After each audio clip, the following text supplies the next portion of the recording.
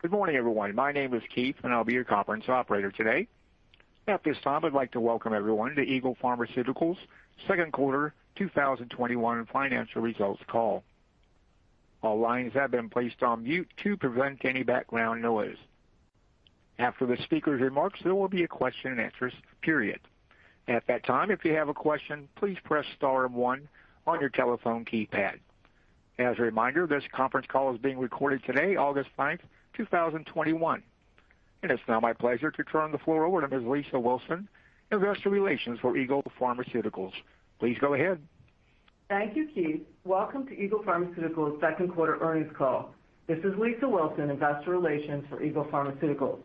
With me on today's call are Eagle's Chief Executive Officer, Scott Tarriff, Chief Medical Officer, Dr. Judith Noam-Cashin, and Chief Financial Officer, Brian Cahill.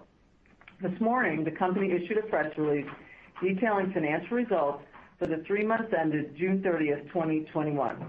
This press release and a webcast of this call can be accessed through the investor section of the Eagle website at eagleus.com.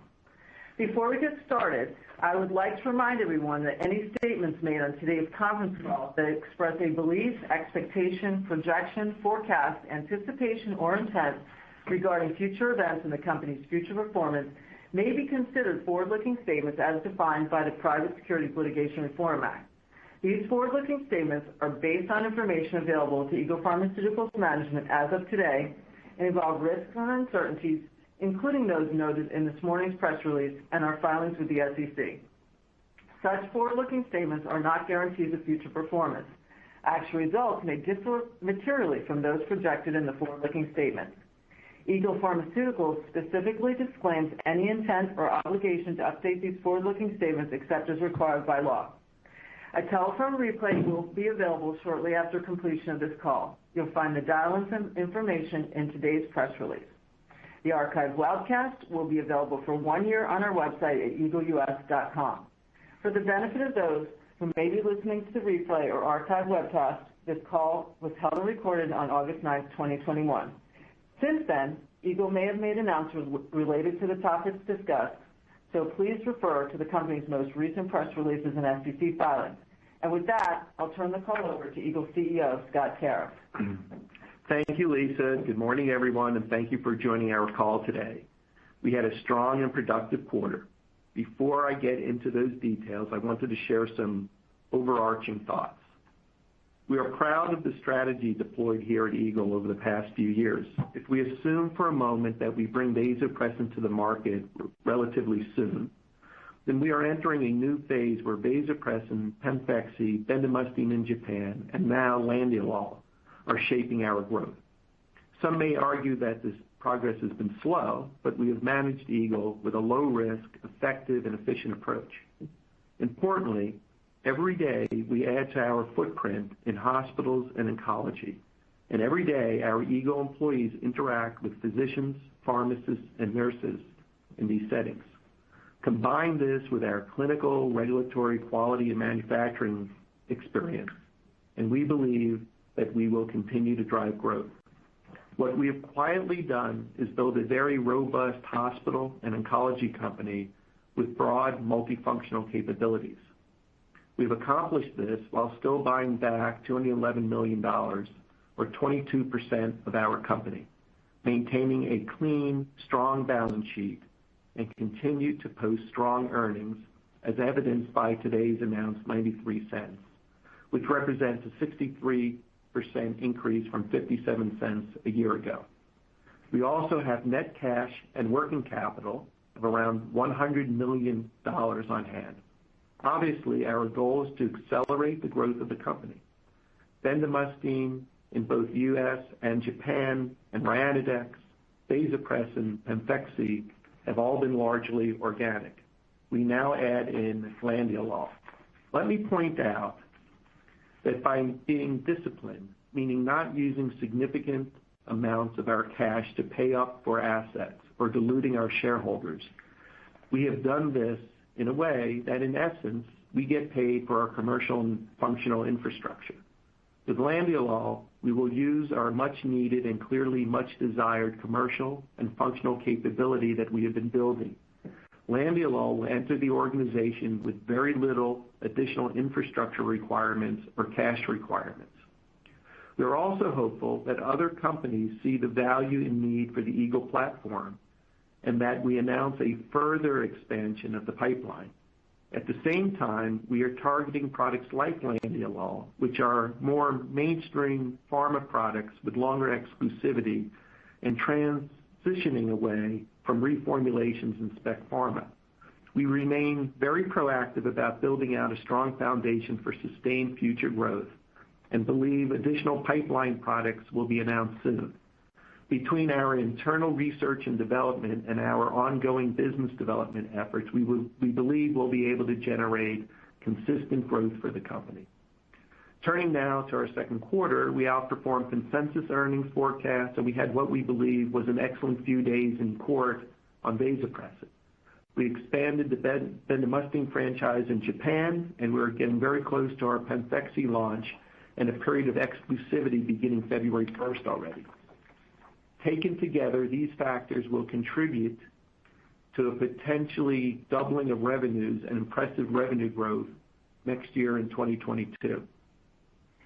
In terms of our products, let me start with vasopressin. The trial, which had been delayed more than a year due to COVID, began on July 7th. We believe the trial went well. In some respects, the delay turned into a positive as it allowed us to gather significantly more proof and assurance that our product is manufactured and maintained within the appropriate non-infringing pH range. We expect to have the court's ruling around mid-September. In mid-June, we responded to the CRL with full study results and were assigned a GDUFA date of December 15th. Our belief is that we had a very robust response and believe we satisfied all questions raised by FDA. We were pleased that FDA maintained priority review of our ANDA for vasopressin, which is a very important program for us. And remember, Eagle is first to file with an ANDA referencing Vasostrict, which had total U.S. sales of $786 million in 2020. In light of the priority review, as well as being flagged as a COVID priority, we continue to believe that we can bring vasopressin to the market this year. We look forward to updating you about the trial outcome and the decision from FDA in the weeks and months to come. In addition to the vasopressin opportunity, we are excited now to be getting close to our 4-month exclusivity period for PEMFEXY, which begins on February 1st. This is another significant market for us. The U.S. sales of Alimta in 2020 totaled nearly $1.3 billion. As you recall, we also have approval for a multi-dose vial, and we have a unique J-code, which provides coding clarity to outpatient facilities and physicians and also facilitates access for patients and reimbursement from Medicare, Medicaid, and commercial insurance. We've been looking forward to this launch since we first received FDA approval in February of last year and believe it will be an important revenue stream in 2022 and beyond. Now moving to our bendamustine products in Japan, which are progressing nicely. In the second quarter, we announced that Symbio, our partner in Japan, received approval from the Pharmaceuticals and Medical Devices Agency, or PMDA, for Tracacim, ready-to-dilute liquid formulation. That approval meaningfully increases the market opportunity for Tracacim in Japan. Also in the second quarter, and notably ahead of schedule, Symbio filed an application with the PMDA for the Tracacim Rapid Infusion 50 ml liquid formulation. That application was based on the results of clinical studies investigating the safety and pharmacokinetics of Tracacim RTD administered by 10-minute intravenous infusion. With these important extensions of the bendamustine franchise, Eagle's Japan royalty and milestone income next year is expected to be in the $20 to $25 million range, representing another solid source of revenue. Taken together, the launch of vasopressin late this year, our exclusive launch of PEMFEXY, and the royalty income from Japan, we have a solid foundation for revenue growth next year. In 2022, we will have ample cash, and we'll be very well positioned for another strong year. Now let's turn to 23, 24, and beyond, and how we plan to ensure long-term sustainable growth for Eagle, and in the face of declining revenue due to Treanda generics in late 22. Our licensing agreement with AOP Orphan Pharmaceuticals for the U.S. commercial rights to landiolol is a very exciting near-term opportunity. Judy will discuss the scientific merits of the product as well as the regulatory path forward in a few moments.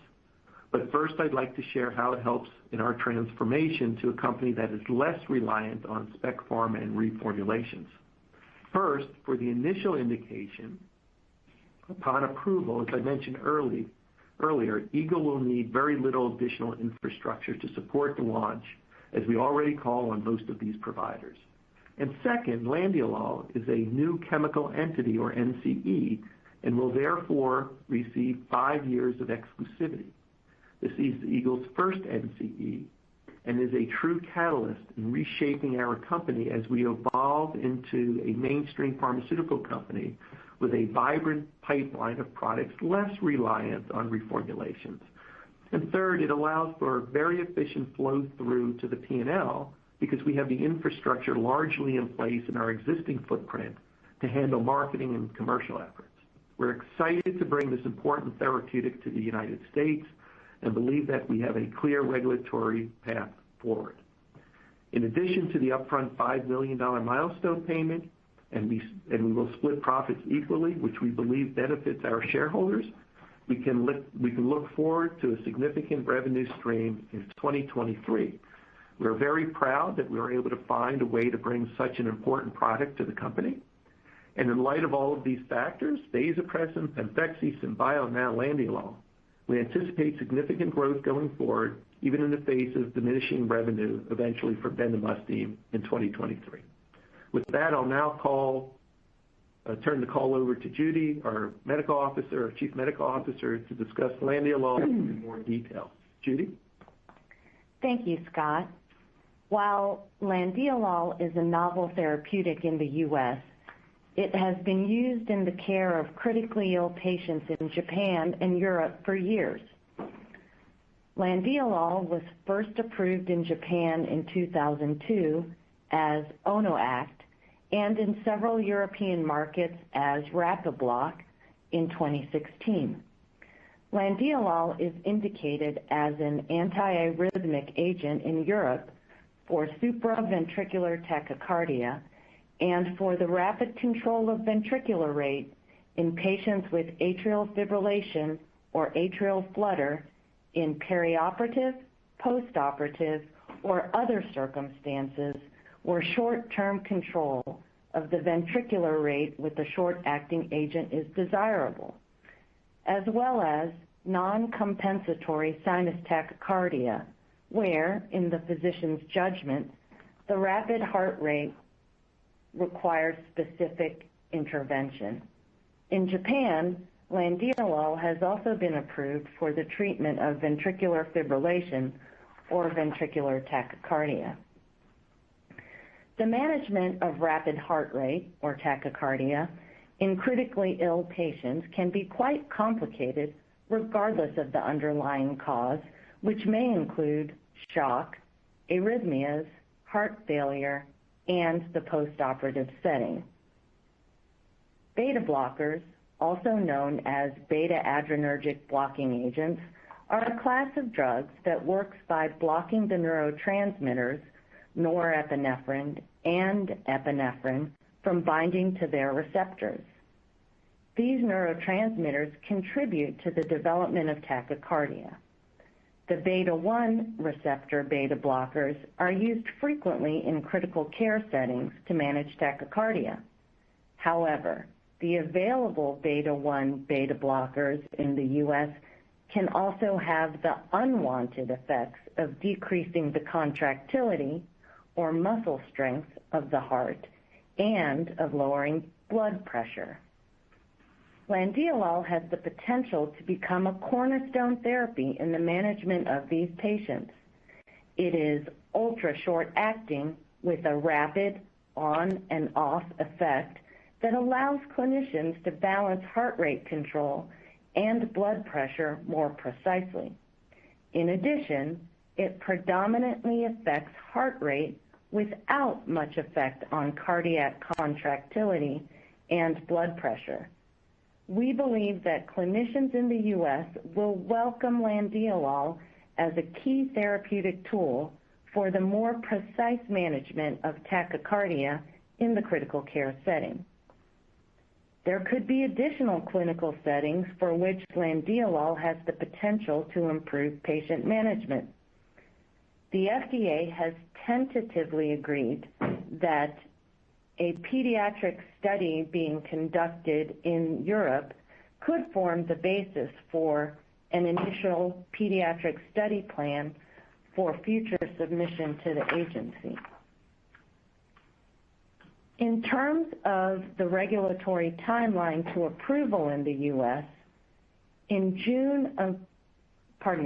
July of 2020, AOP held a Type C meeting with the FDA, at which time AOP proposed a submission strategy in which it would provide summaries of pre-existing safety and efficacy data and a meta-analysis of published randomized controlled trials. The FDA tentatively agreed with this approach and deemed these data sets adequate to support a proposed NDA without additional U.S.-based clinical trials. AOP intends to submit the NDA in the first quarter of 2022, seeking approval of landiolol for the short-term reduction of ventricular rate in patients with supraventricular tachycardia, including atrial fibrillation and atrial flutter. The expected review time is 10 months based on feedback from the agency that was provided during the previously held Type C meeting. With that, I'll turn the call over to Brian Cahill to discuss our second quarter financials. Brian. Thank you, Judy, and good morning. In the second quarter of 2021, total revenue was $48.1 million compared to $41.9 million in Q2 of 2020. Product sales during the second quarter increased by $5.2 million year over year, totaling $19.6 million compared to $14.4 million in Q2 of 2020, primarily driven by a $3.2 million and $3.5 million increase in Ryanodex and Belracil sales, respectively. Belracil product sales were $7.6 million in the second quarter compared to $4.1 million in Q2 of 2020. Eagle recognizes Belracil sales on shipments by Eagle to wholesalers. Based on IMS data, Eagle's market share of bendamustine wholesaler shipments to end users was 8% of the U.S. market for the second quarter compared to 5% for the prior year quarter. Second quarter Ryanodex product sales were $7.9 million compared to $4.7 million in Q2 of 2020, driven by strong reorders in the quarter. Orders for Ryanodex are cyclical, driven primarily by product expiry, with few customers acquiring dantrolene unless their stock is expiring. Q2 2021 royalty revenue was $28.5 million compared to $27.6 million in the prior year quarter.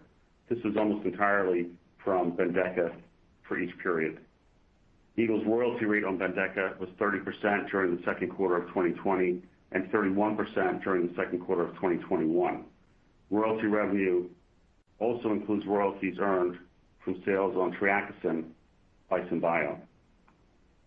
On the expense front, R&D expenses were $9.9 million for the second quarter, compared to $7.1 million in the prior year quarter.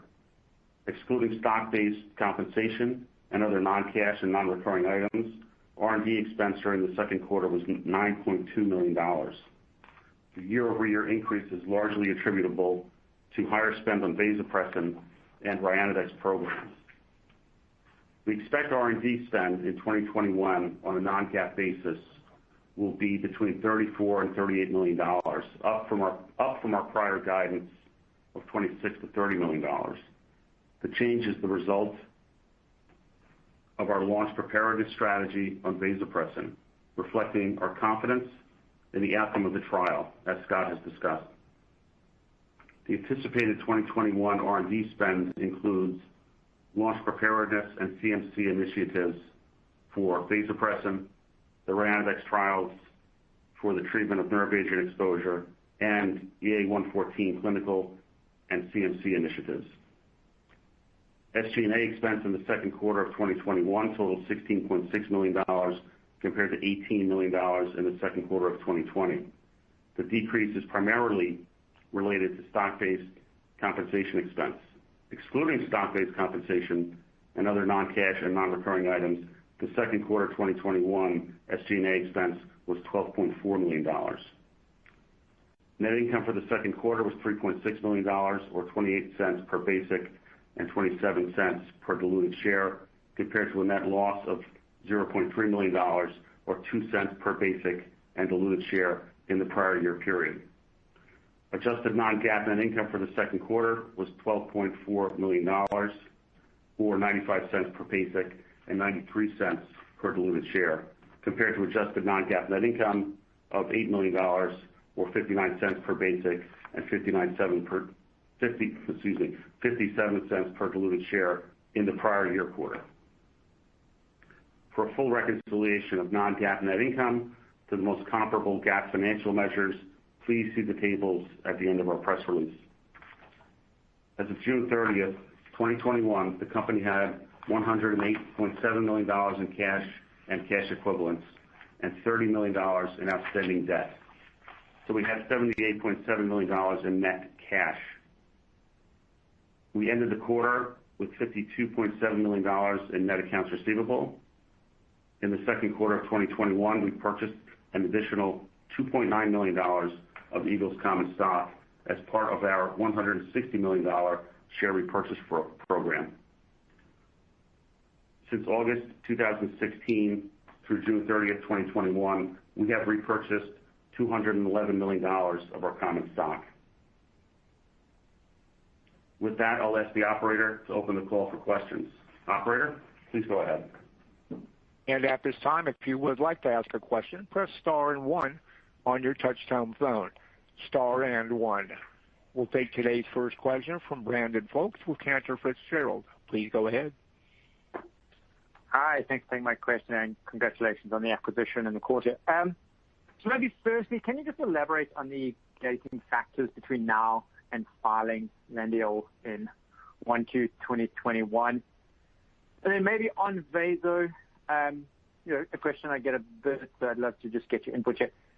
Just given sort of the discussions around the CRL and what we've seen in the case, do you think the judge needs to have an approved product here to rule on the case? And then staying on Vaso, just if this case does go in your favor, does Endo have any additional avenues to stop you launching straight away? Thank you.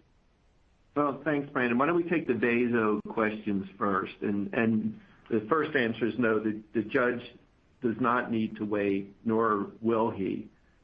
We had some good conversations about the plan going forward in the courtroom. And as we stated, our expectation is that we'll hear from him. The court will rule by around mid-September. And so I don't think there's an issue there. As far as, what Endo may or may not do, let's see what the opinion is. But, based on our knowledge of the situation and the work that we've been doing, our expectation is that we should be able to go to the market later in the year, assuming we have both an approval and a decision. And we're expecting both of those to wrap up here in the next, 3 to 6 weeks. And, I think it's just right around the corner, and we're gearing up to get to the market, as Brian indicated in his section. So we feel, rather positive about our position now.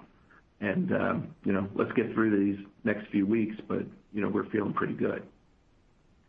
In the case of Landiolol, we're just going through the normal process that takes place and some of the little bit of work that AOP needs to get done to move the product into the United States. But we also think, from all the diligence that we've done and wrapping up the agreement, that we're in, pretty good shape to get the product filed, in the first quarter, as we just announced. It's also obviously a very exciting growth driver for the company going forward. Did that answer all of that, Brandon? It did. Thanks very much. Maybe just so then on Vaso, sort of any reason we should think or anything we should consider that you wouldn't be able to ship product basically on December 15 or December, sort of have the trucks loaded, ready to go? The only thing I can say about that, Brandon, is that we are, I think we're consistent with our thought process. What we believe that we're in, good position to get it launched before the year's over. I mean, obviously we need to see the court decision, we need to get an approval, but that's our expectation that we're in a position to get the product to the market. Okay. No, I appreciate that. Thanks very much, and congrats on the progress. Thank you very much. Appreciate it. Our next question is from Tim Lugo with William Blair. Excuse me. Please go ahead.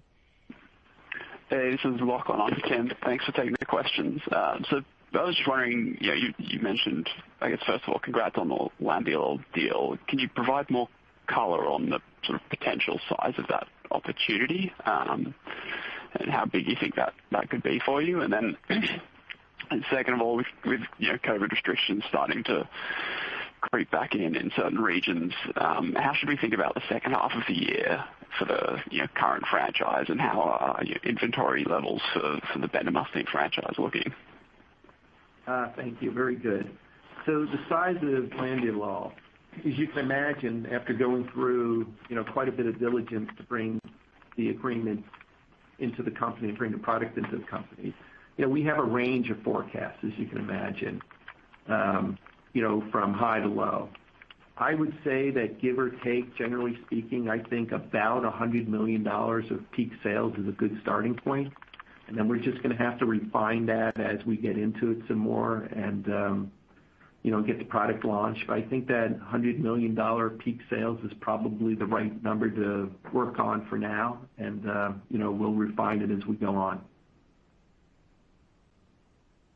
And then the second half of the year, as it relates to anything that may go on in the economy, let me turn that over to Brian. Where I think about the potential COVID creep, I would just reverse the tape back, 6 months on bendamustine. That's the way that we think about it, and potentially relive that. But our inventory levels are just fine. And the inventory levels are fine. Our supply chain has not, and we have no expectation that it will be interrupted. Okay, awesome. Thanks. Thank you. And frankly, if it was today, we would have sufficient safety stock to pull us through. So no interruption and sufficient supply. Great. And our next question is from Daniel Busby with RBC Capital Markets. Please go ahead. Hey, good morning, guys. This is Steve on for Dan. Thanks for taking our questions here. I've got two, and I'll ask them both up front here. First is on just the PEMFEXY launch you guys have in February coming up, about 6 months away or so. I was just curious if you guys can provide a little more color on how you guys were preparing for that launch, and any color then how that's going to go. And then on the second one for Vaso, just sounds like based on your confidence from the trial that happened a few weeks ago here, I'm just kind of curious if a settlement with Endo is still on the table, and if you guys are still in any type of discussions with them on that. Thanks for taking the questions. Steve, thank you. PEMFEXY, just an exciting opportunity. Alimta is about $1.3 billion product. We should have 4 months of exclusivity. We're gearing up, and in that particular case, with the J code that we have, and now the multi-dose vial approval, I think the conversion that we'll see from our PEMFEXY is similar to the conversion that you'll normally see in the ANDA world, which we think is pretty considerable. So we're expecting to have really a very, very strong 4 months. Then other competitors will come into the market, obviously, and then we'll see the value of the J code and what that gets us by having that differentiation. But the ramp up should be pretty good because of the reimbursement that we have. And look, if we maintain 5% of the market at a price that hospitals are willing to pay for the advantages that we have in our product in a billion-dollar market, that's pretty considerable tail going forward. And so we think it's a great opportunity. And you combine that with vasopressin and the royalties we're getting out of Japan, you can see why we're so excited about next year. It could be, could just be a remarkable year in the company's history, and then throw Landiolol in and other deals we hope to do going forward. I think we've turned a corner and we're in great shape. And as far as a vaso settlement, I just don't know what to comment about that. We think we're in a very strong position right now. Our expectation, our hope, after sitting in the courtroom for 3 days, is that we'll wind up in a good position, and we'll get that out of the way after the COVID-related delays, and we'll get through that portion of it. And we think we did a really strong job in responding to the CRL. We've put a remarkable amount of effort into that, spent a lot of money, did a lot of work, and we're very hopeful, and our expectation internally is that we'll get approved before the year's over. And so based on those two elements, I believe that puts us in, good, strong position. If there's a settlement to be had that makes sense, then we'll listen. We'll do what's in the best interest of our shareholders. That's our obligation. But right now, we're very focused on monetizing the asset, bringing in meaningful value to the company, combining it with the rest of the pipeline, and now Landiolol. And, we'll do what we need to do to grow this company as aggressively and safely as we can. And I think we're, looking forward. I know we're looking forward to next year. And, let's see what happens with all these different levers that we have. But again, our expectation is that we're creating significant value for our shareholders, and we're really a short period of time away from that. Great. Thanks for the call, guys. Yeah, thank you. Once again, it is star and one on your touchtone phone for questions today. Next will be David Amsellem with Piper Sandler. Please go ahead. Hi, this is Zach on for David. Thanks for taking my questions, and congrats on the Landiolol agreement. Just a question for me on the bendamustine franchise. I was just hoping to get your latest thoughts on how you see the market evolving, particularly with Bendeka once generics for legacy Treanda enter the market at the end of the year. And then if you could also just provide a quick update on where things stand with fulvestrant and potential thoughts on timing for a filing there, that'd be great too. Thanks. Yeah, fantastic, Zach. I appreciate it. So, the bendamustine franchise, we're very consistent in what we've been saying. I think give or take, Brian, we get about $100 million a year coming in on the asset. And once generics come into the market on Treanda, what we've been saying is, this 30 to 40% decline from the franchise is what we can see, over the near term after generics come to the market, which leaves us with about, $35 or $40 million hole that we need to make up. And so when you take a look at that relative to everything else we have in the company, we think we've done more than enough to be able to give us back the $40 million that we may lose from the franchise over a couple of years after generic launch.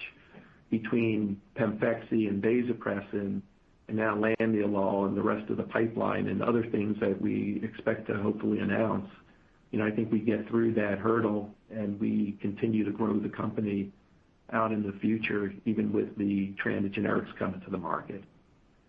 In case of fulvestrant, we're collecting some more data, and we expect to have some news before the year's over. Hopefully that's on track and going well. That could be another very significant product for the company. Add that into the mix, and we think our future is rather bright. We're very excited. And I would add that it appears that a number of companies around the globe, domestically and internationally, see the footprint that we have here at Eagle. And if you're trying to launch a hospital product or an oncology product and you don't have the infrastructure that we have or the commercial capability that we have, I think there are a number of companies that are seeing us as a fantastic partner to bring their products through FDA and commercialize successfully. And hopefully we'll have other agreements similar to Landiolol coming to fruition here before too long, further increasing the pipeline and the growth of the company. Let's see how that all works out for us. Great. Thank you. Thank you very much. It appears we have no further questions. I'll return the floor to Scott Tarriff for closing remarks. No, thank you. Thank you again for joining us today. We had a strong and productive quarter, adding meaningfully to our product pipeline and revenue base for the years to come. We have a lot to look forward to in the second half of this year with vasopressin. 22 stands to be a pivotal year of robust growth for Eagle with the launch of PEMFEXY and expanding our Triaxin product portfolio in Japan. And now in early 23, we have the potential to launch Landiolol. We're solidifying our hospital and critical care product portfolio and continue to pursue near and long-term opportunities for growth, both organically and licensed, all of which will enable us to deliver value to our shareholders and important medicines to the patients in need. We look forward to updating you as we continue to evolve our base of business and grow our earnings in the short term, long term. Stay safe. Thank you for spending the time with us, and we look forward to updating you in the near future. Thanks for joining us today. Appreciate it. This will conclude today's program. Thanks for your participation. You may now disconnect.